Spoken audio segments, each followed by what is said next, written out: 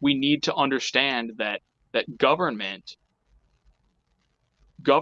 is an important, vital institution, and we need to use it to actually improve our lives and not make all government the problem. And I think we need to, uh, you know, change this government so that it works for people, and we need to get money out of politics so that people can be represented and can be mobilized to be involved in the politics that shape their lives.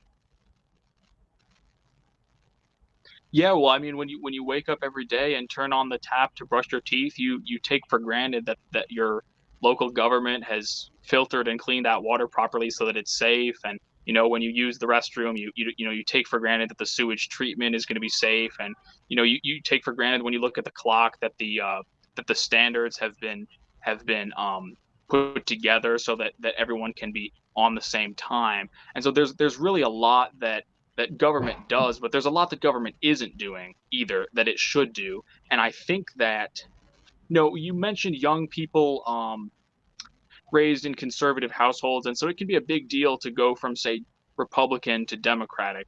But of course, there's so many failures of the Democratic Party too. So young people they don't know where to go. The Libertarian Party, it's the biggest, frankly, it's the biggest third party in this country. But really, the Libertarian Party is just like the Republicans on economic issues and the Democrats on cultural issues. So it's not a profound difference. It doesn't challenge the extreme individualism or the irrationality of the so-called free market system. And so, if you want my personal opinion, I think there needs to be a constitutional amendment to publicly fund all elections and ban corporations from giving campaign contributions to candidates so that we could really get money out of politics. And I think that'd be the very first preliminary step towards a government that really represents the people.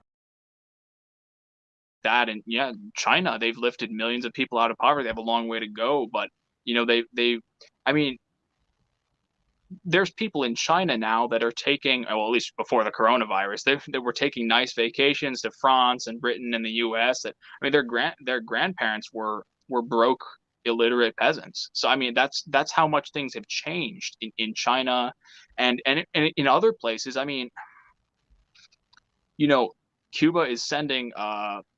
Everyone should know this is sending doctors all around the world to deal with the current issue. And I think that um these kinds of things, like rights and dignity and a job for everybody, and decent housing and healthcare, are very achievable. And I think it's in the US, it's like individualism is just, it's like in our water. It's just everybody believes that these things are a pipe dream, but they're not at all. You can look at lots of other countries that, in many ways don't have the same achievements that the US does, and yet can still provide basic needs for their people. So I think there's a lot more that we could be doing here in the US.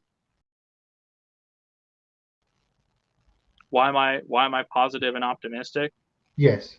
Because it seems to me like every day, uh, a lot of people, especially young people, are waking up to the fact that this market system is really not as perfect as we were taught, and that we can use government to improve people's lives. I think the coronavirus, as much of a tragedy as it was, did wake people up to certain ideas like basic income or universal health care that previously people had thought were radical. So I think many people have started to wake up and see that real change comes from below, and that we need to mobilize ourselves so that we can take back our country from the oligarchs and bankers that have really run it into the ground for profits, whether at home or abroad.